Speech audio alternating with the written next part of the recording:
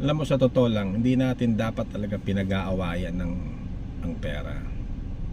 Katulad, ikaw may trabaho ka naman, kumikita ka. May trabaho ako, kumikita ako.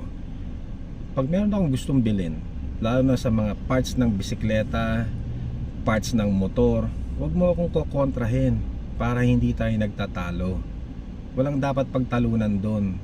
Hindi naman pwedeng yung pera mo lang, yung pera ko, pera mo. Hindi pwedeng ganun.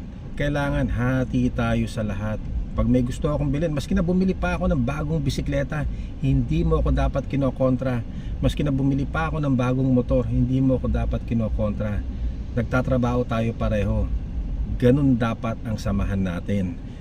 Kaya para hindi tayo nagkakaroon ng masamang usapan. Yun ang sabi ng kumpare ko sa asawa niya. Pero sa ako, hindi ko magagawa sa iyo dahil ikaw ang boss ko. Kain na tayo. Nagugutom na ako.